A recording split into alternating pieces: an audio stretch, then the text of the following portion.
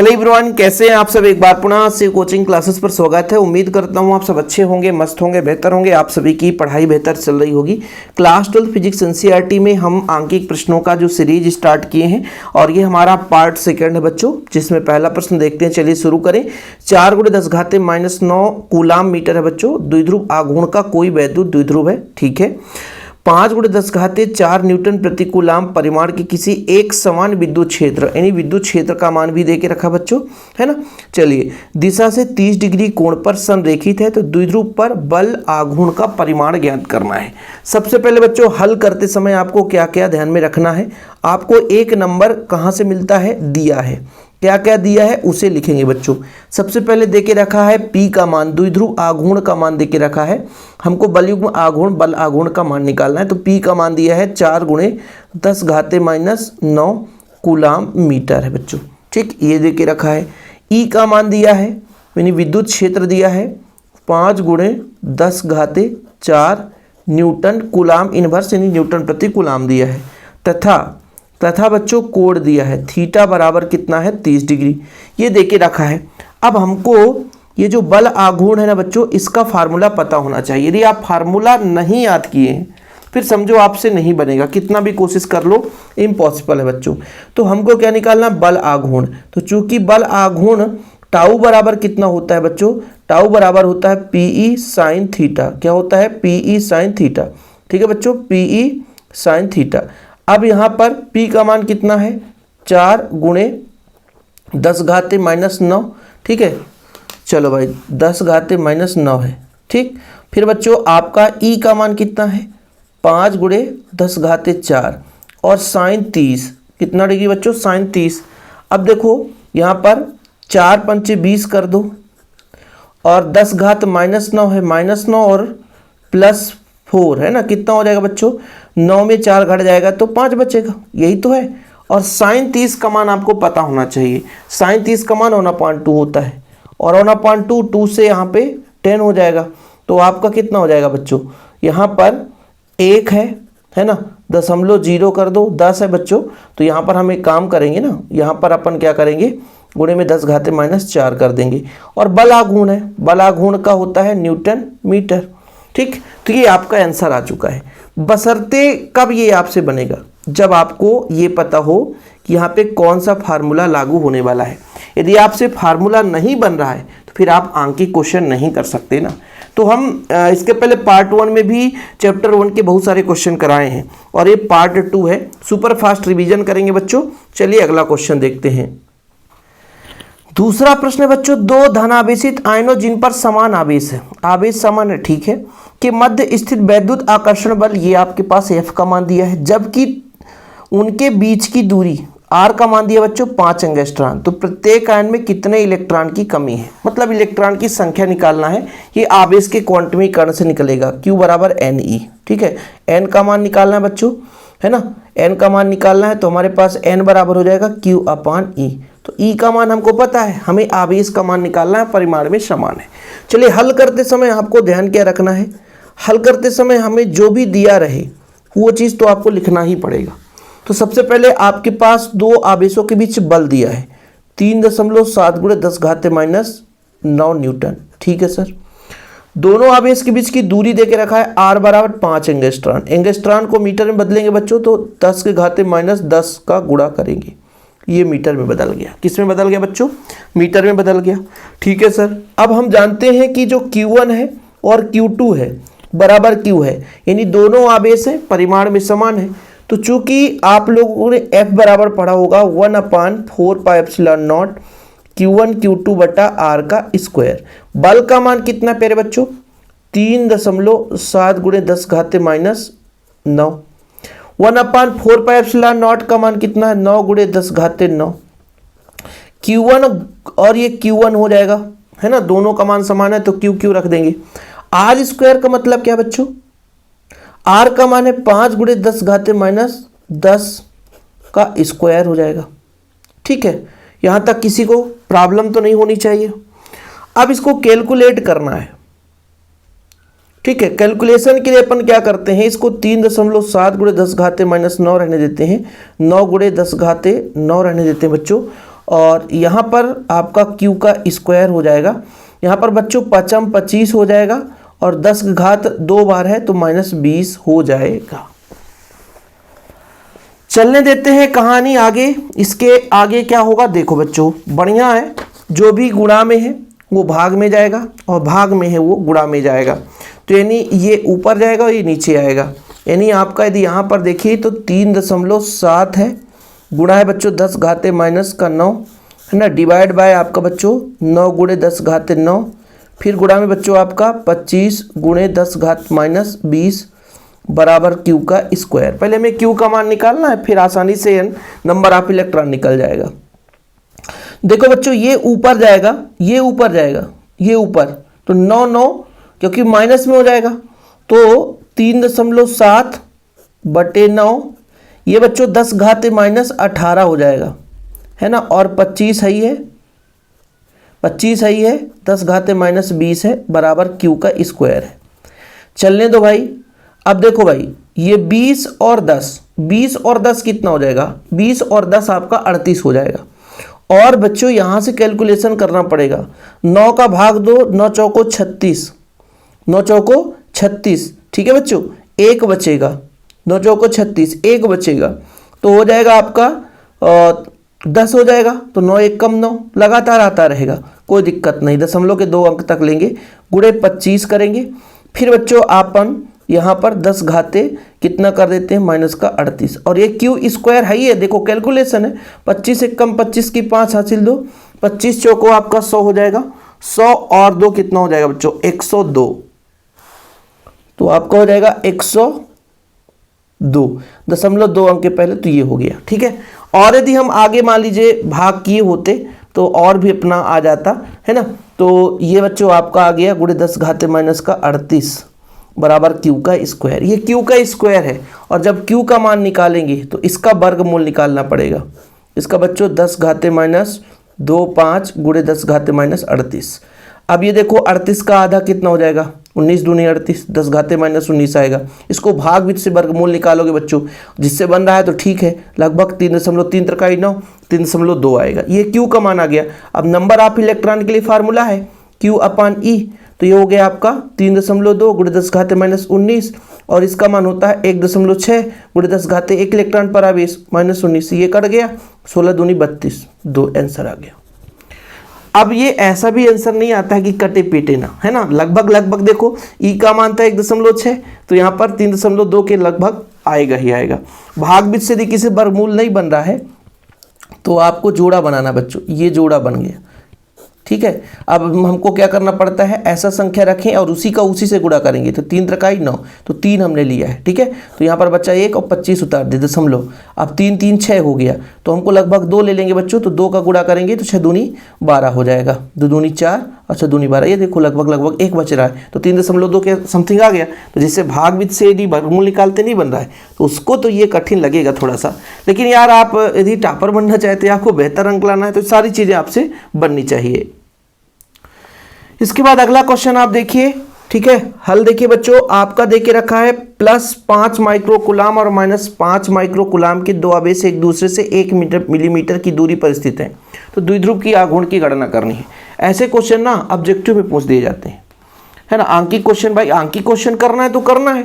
Type में बता दिया कि एमपी बोर्ड में आपको कई टाइप से पढ़ना है, जितने फार्मूले उतने टाइप पढ़ते जाएं, गारंटेड नहीं है कि यही क्वेश्चन आएगा, क्योंकि भाई अभी आपको मैं बता दे रहा हूँ 2024 का एग्जाम्पल आप देख लेना, चैप्टर 1 का आया था, लेकिन ये जरूर था कि बिंदु आवेश कारण विद्युत क्षेत्र की तीव्रता निकालना था, फार्मूला वही लगना था, कैलकुलेशन जिससे नहीं बनता तो फिर दिक्कत हो जाती है। दिया है बच्चों सबसे पहले आवेश का मान, Q1 का मान है 5 माइक्रोकुलाम, इसको कुलाम में बदलना है, माइक्रो है तो 10 घाते -6 कर दोगे, गुणा तो कुलाम आ जाएगा।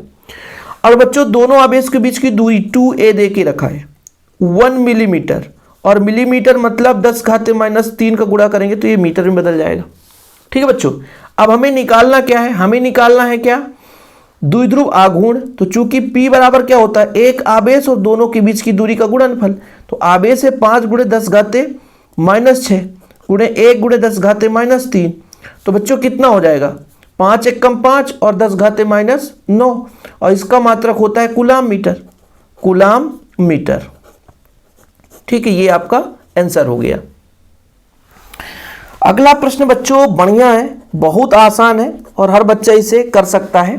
देखिए हमारे पास दो आवेश दे के रखा बच्चों, दोनों आवेश के बीच की दूरी 4 सेंटीमीटर है, मध्य बिंदु से 4 सेंटीमीटर के दूरी पर अच्छी स्थिति पर विद्युत क्षेत्र की गणना करनी है। अब बच्चों मध्य बिंदु से 4 सेंटीमीटर की दूरी पर मान निकालना है ना, बड़ा ही सिंपल है। अब इसमें अक्षीय स्थिति के लिए हम यहाँ पर एक क्वेश्चन क्यों लेकर आए हैं, क्योंकि अक्षीय स्थिति की जो विद्युत क्षेत्र की तीव्रता होती है, इससे अपन का है ना एक बार रिवीजन हो जाएगा। तो हल करते समय बच्चों सबसे पहले आपको दिया है लिखना रहता है, क्या दिया है, और दिया क्या क्या है, हमारे पास आवेश दे के रखा है 5 माइक्रो कूलाम। अब बच्चों माइक्रो कूलाम को कूलाम में बदलेंगे, 10⁻⁻6 का गुणा करते हैं, ये आप लोगों को पता होना चाहिए। दोनों आवेश के बीच की दूरी बच्चों 4 सेंटीमीटर है और सेंटीमीटर को मीटर में बदलना है, तो आप 100 का भाग दोगे, मतलब 10⁻2 का गुणा करोगे। ठीक है बच्चों, अब हमें अच्छी स्थिति के लिए फार्मूला यदि पता है तो आप लोगों ने पढ़ा होगा बच्चों 2πr/r² - a², ये होता है। ठीक है, चलिए आगे हम बात कर लेंगे। तो यदि हम आपसे कह दें कि यहां से आप द्विध्रुव आघूर्ण निकालो, ठीक है, P का मान निकालो, तो P का मान होता है Q × 2a। ठीक है, Q × 2a।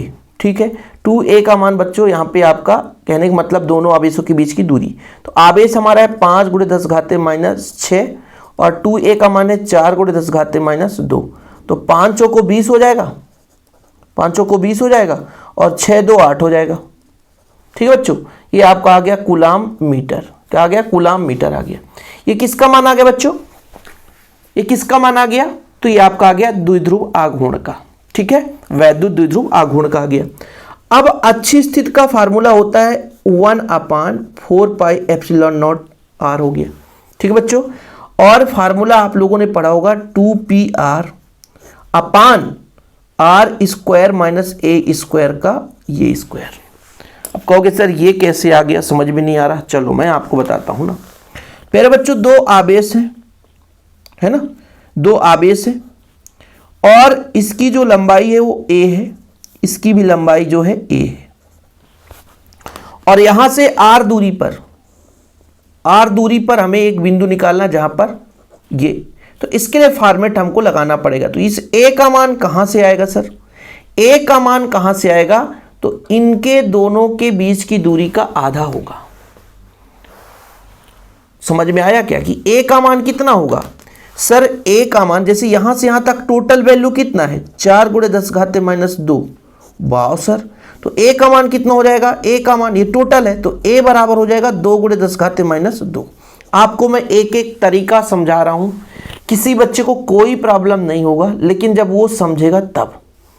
और पूरा का पूरा r का मान कितना होगा, r भी 4 सेंटीमीटर था, तो 4 सेंटीमीटर ये पूरा, भाई यहां से यहां तक यदि आप r लोगे भाई तो ये भी 4 सेंटीमीटर, ये भी 4 सेंटीमीटर, तो इसको हम यदि r मानकर चलेंगे तो 4 सेंटीमीटर ही रहेगा, लेकिन ये आधा हो जाएगा। तो तब यहां पे वैल्यू जब रखेंगे तो इसका मान हो जाएगा 9 × 10⁻9। यहां तक तो किसी कोई प्रॉब्लम भाई नहीं है। सर 2 गुणे P का मान कितना आया 20 × 10⁻8। सर r का मान कितना आएगा, r यानी मध्य बिंदु से दूरी, यानी 4 × 10⁻2। ये तो रहेगा ही रहेगा, डिवाइड बाय r² मतलब 4 × 10⁻2 का स्क्वायर, माइनस का a का स्क्वायर मतलब इसका आधा, मतलब आधा का मतलब 2 × 10⁻2 का स्क्वायर, फिर ब्रैकेट बंद। इससे जो कैलकुलेट कर लेगा वो महारथी कहलाएगा। यदि आपसे कैलकुलेशन नहीं भी बन रहा, इतना तक आपने करा ना, तो आपको 2 नंबर, 3 में 2 नंबर मिल ही जाना है। और ऐसे क्वेश्चन 3 नंबर से कम का आएगा ही नहीं, 3 नंबर से कम का नहीं आएगा। चलो सर आगे बात करते हैं। देखो बच्चों 9 9 दूना 18 और 18 चौको 52 कर सकते हैं ना, या ऐसा कर दो 4 दूना 8, 9 रहने दो, ठीक है, 4 दूना 8 और 8 दूना 16। सर इतना आ रहा है, हाँ सर कोई दिक्कत नहीं है। अब यहाँ पे कैलकुलेशन करते हैं 10 के पावर को, 9 है बच्चों, यहाँ 8 8 2 10, -10 हो गया और एक आपका कट गया, तो -1 बचेगा। भाई 9 है ना, 10 में 9 कट जाएगा, ऊपर का खत्म, यहाँ तक कंप्लीट हो गया। नीचे का 4 चौको 16 × 10⁻⁻4 और माइनस का 2 दूना 4 × 10⁻⁻4। सर आगे तो गड़बड़ आ रहा है, 9 गुणे 160 गुणे 10 घाते माइनस 1, ठीक है। 16 में 4 घटा दो, भाई ये तो सेम है, 16 में 4 घटा दो तो 12 गुणे 10 घाते माइनस का 4। 12 से कट रहा है क्या? यदि नहीं कटेगा 3 से काट दो, 3 त्रिकाई 9, 3 चौको 12 और 4 चौको 16, फिर बचेगा 4 3 12 और ये ऊपर जाएगा 10 घाते माइनस 4 का प्लस हो जाएगा, माइनस ऊपर जाएगा प्लस हो जाएगा। कहीं पे कुछ गड़बड़ है, थोड़ा सा देख लो भाई। हाँ गड़बड़ ये था सर, गड़बड़ ये था कि इसका भी वर्ग होता है, इसका भी वर्ग होता है, ठीक है। मतलब इसका भी वर्ग होगा, इसका भी वर्ग होगा, यानी जब वर्ग होगा तो 10 घाते माइनस 4 एक और होगा, 1 12 और होगा, ठीक है। कोई दिक्कत नहीं है, आगे चलने दो, कोई प्रॉब्लम ही नहीं है। बच्चा 12 है ना, 12 बच्चा। और बच्चों यहाँ पर टोटल जो होता है 10 घाते 4 एक और ऊपर चला जाता, भाई एक था एक और चला गया, भाई इसका भी वर्ग है ना, इसलिए कोई दिक्कत नहीं, ये कट गया बच्चों। और ये 10 घाते आपका 4 4 8 हो जाता है ना, और ये आपका -1, अच्छा एक जीरो था तो ये 0 से 0 खत्म हो जाता, 10 घाते 8 हो गया। देखो भाई कैलकुलेशन करने में हमें भी थोड़ा समय लग जाता है, न्यूटन प्रति कूलम, ठीक है। तो ये आपका आंसर हो गया, मतलब थोड़ा सा यदि मिस्टेक करा आपने तो आपका आंसर गड़बड़ होना तय है। तो ये आपका बच्चों अच्छी स्थिति पर तीव्रता के लिए यदि मान लीजिए ऐसा क्वेश्चन आ गया कि मध्य बिंदु से है तो फिर इतना लंबा चौड़ा आपको करना पड़ेगा। इसी पेज एक क्वेश्चन छोटा सा लेकर आया हूं, 3 गुणे 10 घाते 3 न्यूटन प्रति कूलम के विद्युत क्षेत्र में स्थित प्रोटॉन पर बल की गणना करनी है। बोलो सर ऐसे क्वेश्चन तो हम भी आसानी से कर देंगे। दिया क्या है, ये न्यूटन प्रति कूलम विद्युत क्षेत्र देके रखा है, 3 गुणे 10 घाते है ना 3 न्यूटन प्रति कूलम, और हमें क्या निकालना है, प्रोटॉन पर बल, आवेश पर लगने वाला बल। अच्छा एक इलेक्ट्रॉन पर आवेश कितना होता है, एक इलेक्ट्रॉन पर आवेश कितना होता है, 1.6 गुणे 10 घाते माइनस 19 कूलम, यही तो होता है, यही तो होता है। और हम यदि आपसे कह दें कि चूंकि F बराबर कितना होता है, QE होता है, बिल्कुल सही सर। Q का मान है 1.6 गुणे 10 घाते माइनस 19 और E का मान कितना है 3 गुणे 10 घाते आपका 3, तो 16 3 48 तो होना है, एक अंक के बाद दशमलव है ना, ठीक है, एक अंक के बाद दशमलव, तो ये अपन ने लगा दिया। और 19 में 3 घट जाएगा तो 10 घाते माइनस 16 हो जाएगा। और ये बल है बच्चों, बल का मात्रक न्यूटन। तो ये छोटे छोटे क्वेश्चन भी आपसे बनने चाहिए, ठीक है, छोटे छोटे क्वेश्चन भी बनने चाहिए। बस आप लोगों से यही गुजारिश है कि जितना प्रैक्टिस करोगे, आंकी क्वेश्चन है प्रैक्टिस के ऊपर, यदि आप प्रैक्टिस नहीं किए तो फिर आपसे वो बनने वाला नहीं है। ये वाला क्वेश्चन भी कर लो, ये वाला क्वेश्चन आप लोगों से बन जाना चाहिए। दिया क्या है बच्चों, देखिएगा थोड़ा समझिएगा, 4 माइक्रो कूलम आवेश निर्वात में स्थित है, मतलब आवेश का मान दिया है 4 माइक्रो कूलम, ये 4 माइक्रो कूलम, माइक्रो कूलम को कूलम में बदलना है तो 10 घाते माइनस 6 का गुणा करना है तो कूलम में बदल गया। उससे 2 मीटर की दूरी पर R का मान देके रखा है 2 मीटर दूरी पर स्थित बिंदु पर विद्युत क्षेत्र की गणना। वाह, बिंदु आवेश कण विद्युत क्षेत्र की तीव्रता कितनी होती है, तो चूंकि E बराबर होता है 1/4 पाई एप्सिलॉन नॉट, फिर बच्चों Q का अपान में R², ठीक है, कोई दिक्कत, अरे नहीं दिख रहा सर, अरे अब दिख गया। इसका मान होता है 9 गुणे 10 घाते 9, Q का मान कितना है अपने पास 4 गुणे 10 घाते माइनस का 6, और R² मतलब 2 का स्क्वायर, 2 दूना 4, तो ये आपका कट जाएगा पूरा का पूरा। बचा कितना गुणो, यहाँ पे 9 बचा और 9 में 6 कट जाएगा तो 10 घाते 3 हो जाएगा न्यूटन प्रति कूलम। यही तो है विद्युत क्षेत्र की तीव्रता।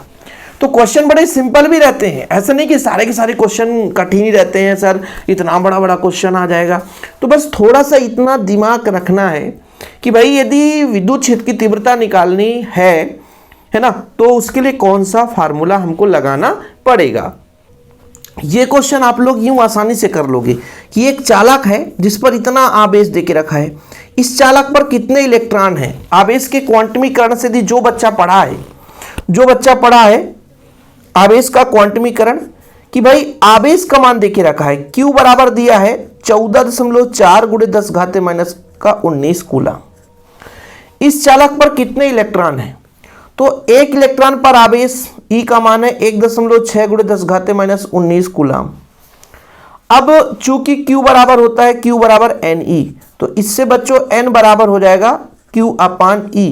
तो Q का मान है 14.4 गुणे 10 घाते माइनस 19 और बच्चों 1.6 गुणे 10 घाते माइनस 19, इससे कट गया 16 सुलहम 144, 16 का गुणा 16 से कर दो भैया, 16 सुलहम कहाँ 256 होता है सर, 16 नहीं है 144, 9 से जाएगा लगभग, दशमलव दशमलव कट जाएगा ना एक एक अंक के बाद, जैसे यहाँ पे दशमलव के बाद एक अंक है, दशमलव के बाद एक, तो दशमलव से दशमलव कैंसिल। तो यहाँ पर चालक पर कौन सा आवेश है, प्लस में है बच्चों, तो चालक पर धनावेश है, चालक पर कौन सा आवेश है, धनावेश है। इलेक्ट्रॉन की संख्या कितनी होगी बच्चों, धनावेश है, इसका मतलब इलेक्ट्रॉन की कमी होगी, इलेक्ट्रॉन की क्या होगी, कमी होगी, इलेक्ट्रॉन की कमी होगी, अधिकता नहीं हो सकती है। क्यों, क्योंकि यदि किसी चालक पर धनावेश आ रहा है, इसका मतलब वो किसी को इलेक्ट्रॉन दिया है, किसी चालक पर यदि धनावेश आ रहा है बच्चों, तो मतलब किसी को इलेक्ट्रॉन दिया है। ठीक है बच्चों, तो इतने क्वेश्चन मैंने करा दिए, बहुत सारे क्वेश्चन है, ये आपका पार्ट 2 था। ठीक है, कौन सा, चैप्टर नंबर 1 की, है ना बच्चों। और अंकित प्रश्न ऐसा नहीं है, देखो भाई, यदि आप 7 नंबर 5 नंबर लाना चाहते हैं तो अंकित प्रश्नों का सीरीज आपको रखना पड़ेगा।